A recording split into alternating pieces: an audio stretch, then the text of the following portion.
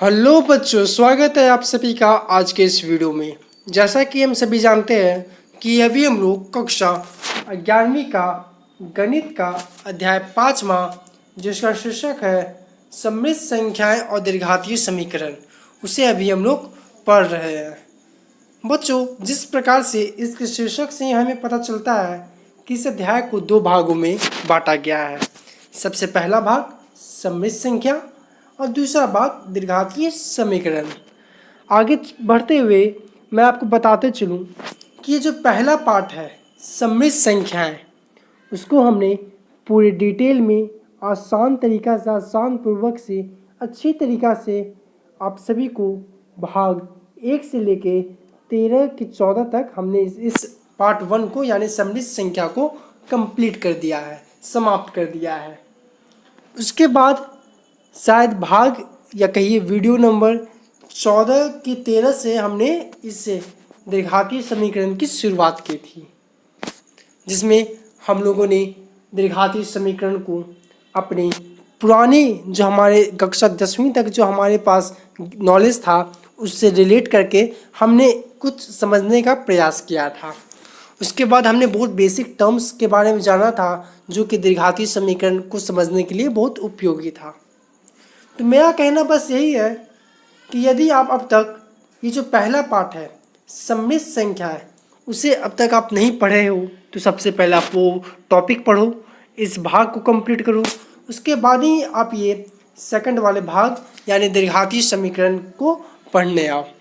मैं ऐसा इसलिए कह रहा हूँ क्योंकि ये जो द्विघातीय समीकरण है इसमें जब आज के वीडियो में या कहिए जैसे जैसे ये वीडियो आगे बढ़ेगा, अगला भाग हम लोग पहुँचेंगे, वैसे वैसे आपको द्विघातीय समीकरण में ये आप ये पाएंगे कि कहीं कहीं √-1 x का वैल्यू आएगा। x का वैल्यू क्या आएगा, x का मान क्या आएगा, 4 का मान क्या आएगा, √-1। अब तक कक्षा 10वीं तक हम लोगों ने √-1 का मतलब नहीं समझा था, लेकिन कक्षा 11वीं में हमने इसका मतलब समझा। अब यदि आप यह पहला भाग यानी सममित संख्या नहीं देखे होंगे तो आपको अभी भी इसका मतलब नहीं आएगा समझ में। ऐसे में यह बहुत आवश्यक हो जाता है कि यदि आप द्विघातीय समीकरण पढ़ रहे हो तो सबसे पहले आपको क्या पढ़ना चाहिए, सममित संख्याएं। तो चलिए बिना समय को देर किए आज के इस वीडियो की शुरुआत करते हैं। और शुरुआत करते मैं बता दूं कि आज का यह वीडियो जो है वो वीडियो नंबर 16 है, यानी भाग 16, जहां एक बार फिर से हम लोग द्विघातीय समीकरण के बारे में पढ़ने वाले हैं। इसके पिछले वाले वीडियो में भी हमने द्विघातीय समीकरण के बारे में पढ़ा था, लेकिन कहिए कि वो सिर्फ एक इंट्रोडक्शन के रूप में था, ओवरव्यू के रूप में था।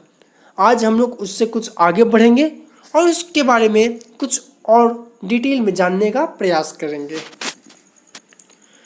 आइए जानते हैं कि सबसे पहले कि आज के इस वीडियो में हम लोग क्या पढ़ने वाले हैं, यानी क्या कवर किए जाने वाला विषय, द्विघातीय समीकरण का मूल, जिसे अंग्रेजी में हम लोग कह सकते हैं रूट्स ऑफ क्वाड्रेटिक इक्वेशन। इसके पिछले वाले वीडियो तक हमने इंट्रोडक्शन किया था कि द्विघातीय समीकरण क्या होता है, बहुपद क्या होता है, समीकरण क्या होता है, और ऐसे सभी टर्म्स को आपस में रिलेट करके आपको समझाने का प्रयास किया था कि द्विघातीय समीकरण हम लोग कैसे डिफाइन कर सकते हैं, इसको कैसे समझा जाए। आज के इस वीडियो में हम लोग जानेंगे कि द्विघातीय समीकरण का मूल यानी इसका रूट्स ऑफ क्वाड्रेटिक इक्वेशन क्या होता है, इसको कैसे निकालेंगे, उसे निकालने के कितने प्रकार की विधि है हमारे पास, कितने प्रकार के मेथड्स है जिसके मदद से हम लोग उसे निकाल सकते हैं, उसे फाइंड कर सकते हैं। तो आज के वीडियो में हम लोग यही सब पढ़ने वाले हैं। तो चलिए आज की वीडियो को शुरुआत करते हैं। इसके पिछले वाले भाग यानी वीडियो नंबर 15 में हम लोगों ने एक उदाहरण लिया था। वह उदाहरण यही वाला था, क्या था, 4x² + 4x + 1 = 0। और हमने पिछले वाले भाग में आपको यह उदाहरण देख के सीधे ये बताया था कि इसका मान क्या होता है, x = -1/2, यानी कि इसका जो भी x1 और x2 का वैल्यू, जो दोनों चर का मान आएगा वो दोनों का दोनों क्या आने वाला है, -1/2। हमने पिछले वाले वीडियो में बस यहीं तक आपको समझाया था। एक और उदाहरण हम लिया था जो कि था X square minus 9 equal to 0। इसमें भी हमने उसको निकालने का विधि के बारे में आपको नहीं बताया, डायरेक्ट इसके आंसर, डायरेक्ट इसका चर का मान ही हमने बता दिया कि यहाँ पे इस द्विघातीय समीकरण में चर का मान +3 और -3 होगा। उसके बाद हमने बताया था कि इन दोनों को, ये दोनों जो उदाहरण आप देख रहे हो, इन दोनों का चर का जो मान निकाला जाता है वो दो प्रकार से निकाला जा सकता है। जो कि पहला भाग, जो कि पहला मेथड है, पहला विधि है फैक्टर मेथड, और दूसरा है डिस्क्रिमिनांट मेथड। डिस्क्रिमिनांट मेथड को हिंदी में आप विवेचक विधि भी हम कह सकते हैं। डिस्क्रिमिनांट मेथड को एक और नाम से जाना जाता है जो कि है श्रीधराचार्य विधि, या कहिए श्रीधराचार्य मेथड। इसे हिंदी में श्रीधराचार्य विधि कहते हैं। और ये आपको सारे एनसीईआरटी बुक में भी ये नाम आपको मिल जाएगा और लगभग सारे बुक में आपको ये नाम मिलेंगे। लेकिन इसको एक और नाम से जाना जाता है जिसका नाम है हिंदू मेथड। हालांकि ये जो नाम है वो आपको बहुत कम जगह मिलने वाले हैं, बहुत ये कम बुक में भी मिलेंगे। जो मोस्ट कॉमन, जो सबसे ज़्यादा पॉपुलर है वो क्या है, श्रीधराचार्य विधि, या कहिए डिस्क्रिमिनांट या विवेचक विधि है। यानी हमने जाना कि ये जो दो रूट, ये द्विघातीय समीकरण है, इसको निकालने की दो विधि हो सकते हैं। पहला फैक्टर मेथड, दूसरा डिस्क्रिमिनांट मेथड, या कहिए श्रीधराचार्य मेथड या फिर हिंदू मेथड। आज के इस वीडियो में हम लोग फैक्टर मेथड को डिटेल में समझने का प्रयास करेंगे। यानी आज का यह पूरा वीडियो फैक्टर मेथड पर होगा। इसके अगला वाला भाग यानी भाग 17वां में हम लोग ये डिस्क्रिमिनांट मेथड, या कहिए श्रीधराचार्य मेथड, या कहिए हिंदू मेथड के बारे में चर्चा करेंगे। फैक्टर मेथड, मान लीजिए आपके पास कोई भी द्विघातीय समीकरण दिया गया है ax² + bx + c = 0। तो यदि आपको इसमें फैक्टर मेथड लगा कर इसके चर का मान निकालना है तो आपको कुछ स्टेप को फॉलो करने होंगे जिससे आपका चर का मान निकल जाएगा। जैसे ही आपको यहाँ पे कोई भी इस रूप में द्विघातीय समीकरण दिया रहेगा, आपको सबसे पहले ये जो x² का कोफिशिएंट है a है, इसको अलग लिख लेना है, b को अलग लिख लेना है। लेकिन ध्यान देना है कि जब b को लिखे तो उसके पहले जो साइन है उसको भी हमें लिखना है। यदि प्लस हो उसके पहले तो प्लस के साथ b का वैल्यू अलग लिख ले, माइनस हो तो माइनस के साथ लिख ले। साथ ही साथ अब ये जो c का वैल्यू है उसको भी आप लोग अलग लिख ले। ध्यान रहे a b c तीनों का वैल्यू आपको अलग अलग उसके पहले जो भी सिंबल है, प्लस हो या माइनस हो, सभी के साथ आपको उसको अलग कर लेना है। यहाँ पर हमने अलग कर लिया कि a b और c, x² का कोफिशिएंट x है, x का कोफिशिएंट b है, और c जो कांस्टेंट है वो c है। उसके बाद आपको क्या करना है, ये जो a आया x² का कोफिशिएंट और जो c जो कांस्टेंट टर्म आया, ये दोनों को मल्टीप्लाई कर देना है। तो क्या आया, ac आया। हाँ सर ac आया। उसके बाद आपको ac का जितना भी फैक्टर होता है वो सब आप ये लिख लेना है एक जगह। फैक्टर यानी किसको मल्टीप्लाई करके हमें ac प्राप्त हो सकता है वो सारे आपको यहाँ पर लिख लेना है। कुछ भी हो सकता है, s × u, j × f, k × l, कुछ भी हो सकता है। ये सारे चर हैं, ठीक, कुछ भी हो सकता है। अब जो आपने x का कोफिशिएंट बाहर किया था, x का कोफिशिएंट जो आपने बाहर किया था ये साइन के साथ, माइनस प्लस के साथ, उसको आपको इन फैक्टर से प्लस माइनस करके इसको इसी रूप में लाना है। जैसे मान लीजिए आपका ये इस ac का एक फैक्टर आपने लिया s × u। अब आपको ऐसे देखिए ac का फैक्टर बहुत सारा होगा, इनफाइनाइट हो सकता है, कुछ भी हो सकता है, फाइनाइट हो सकता है। अब इसमें से आपको एक फैक्टर वैसा चूज करना है जिसको प्लस या माइनस करके हमें ये वाला वैल्यू यानी x का कोफिशिएंट मिल जाए। फिर से सुनिए, ये AC का एक ऐसा फैक्टर इस्तेमाल करना है जिसको प्लस माइनस करके हमें x का कोफिशिएंट मिल जाए साइन के साथ। यदि माइनस हो तो माइनस मिले, प्लस हो तो प्लस मिले। जैसे यदि हम यहाँ पर इस कोफिशिएंट को लेते हैं तो हमें ऐसा होना चाहिए कि s प्लस यू या s माइनस यू करके हमें माइनस बी या प्लस बी हो मिल जाना चाहिए, तो यहाँ पे x का कोफिशिएंट हो।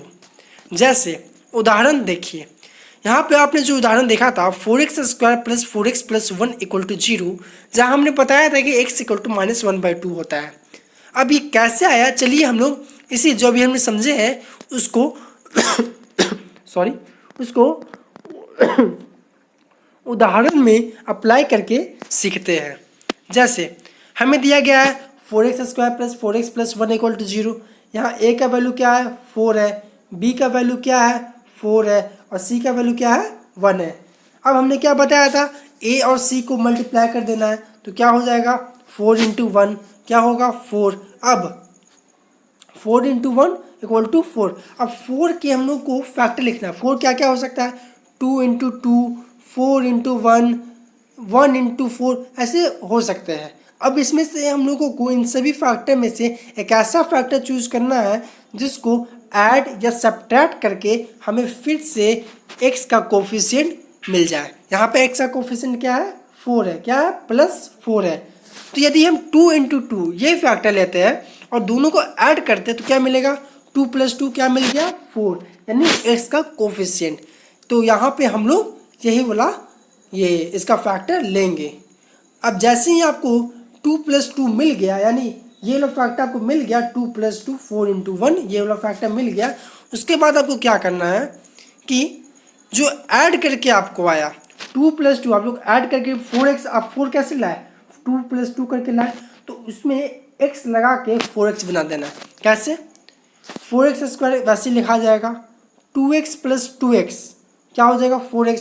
हमने अभी पीछे देखा 2 प्लस 2 4, यदि हम दोनों में x मल्टीप्लाई कर देते हैं तो 2x प्लस 2x क्या हो जाएगा 4x।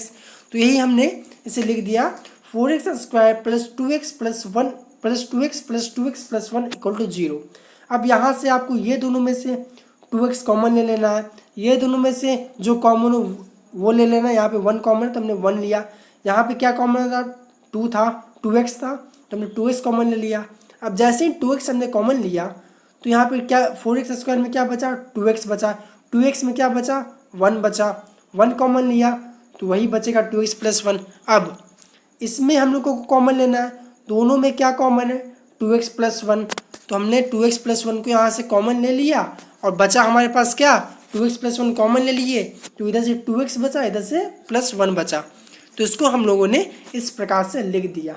अब ये दोनों इक्वल टू 0, यानी ये भी इक्वल टू 0 है, ये भी इक्वल टू 0 है। यहाँ से यदि हम x का मान लेंगे तो क्या होगा -1/2। इसी तरह यदि हम दूसरे उदाहरण को देखते हैं तो x² - 9 इक्वल टू 0। यहाँ पर इसे यदि हम लोग इसका द्विघाती समीकरण का असली रूप में से लिखें तो क्या हो जाएगा x² plus 0x minus 9 equal to 0, जहाँ पर x² यानी a का वैल्यू क्या है 1 है, b का वैल्यू क्या है 0 है और c का वैल्यू क्या है -9 है। तो सबसे पहले हम लोग a और c को मल्टीप्लाई कर देंगे, मल्टीप्लाई करके क्या आया -9।